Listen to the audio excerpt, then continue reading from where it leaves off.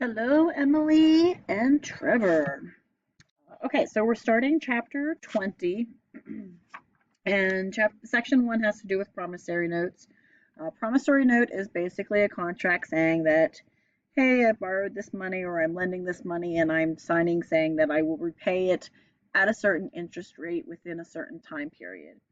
And so 20-1 work together is basically you calculating that. We've probably calculated interest before, but this time around, we're doing it for a partial year. And so the math is slightly different. So if you look in your workbooks, you can see here that we have two loans that we're talking about, one for 6,000, one for 2,000, and we have a 90-day and a 60-day. And so the first thing we're going to calculate is our interest. And so it has a little calculations area down here for you. So the date of the note is March 3rd. And our interest is going to be 6,000 times 6% times, and then this is where it's slightly different. You're going to put 90 over 360. So 90 over 360. And then that's going to equal $90.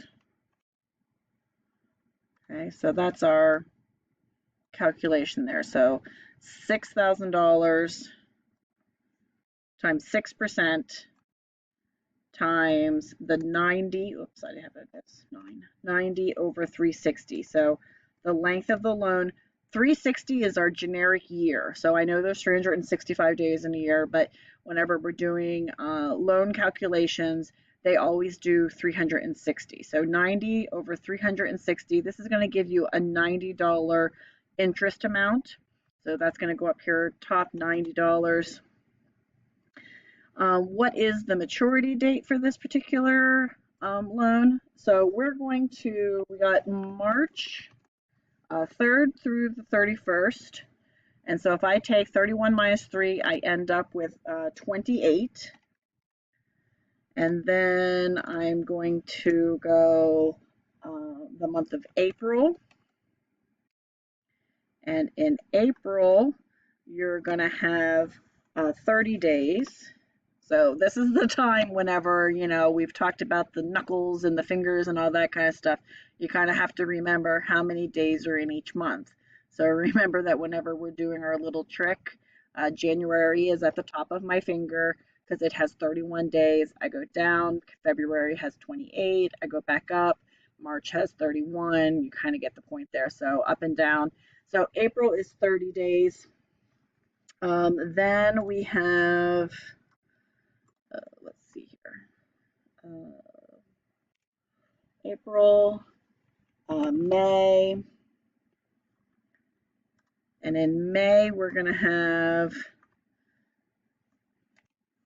31 days. So if I add these up right now, where am I at here? So I have 28, 30, and 31. I'm looking at 89 days, so I need one more day in the month of June. So got June 1. Whoops.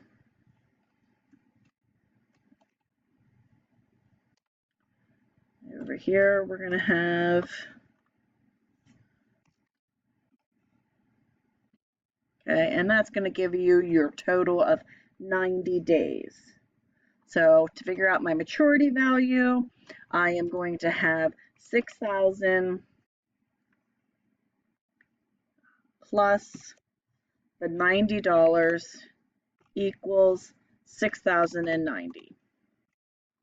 Okay, so there's my math calculations for that. So up here, my maturity date we determined was going to be June 1st. So June 1, and my maturity value is 6,090. If I go ahead and do the calculations for this second one, we're looking at March 18th for my date, $2,000 at 9% and 60 days. So I come over here, and at March 18th, we're doing 2,000 times 9% times 60 over 360, which is going to equal $30. Okay, so I can put that up here in the top here, $30.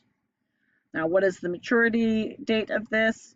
So we're looking at March 18th to the 31st.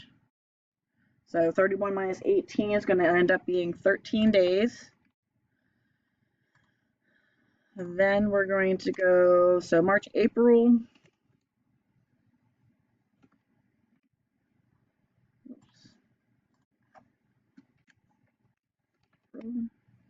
And in April, we're going to end up with 30 days. So we're up to 43 days. Then we have May. So we're at 43. We need to get to 60. So we only need 17 more days. So we're going to go May 1st through the 17th.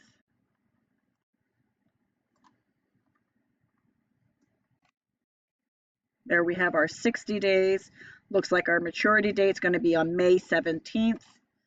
May 17. What is our actual maturity value? Well, we're going to have that 2,000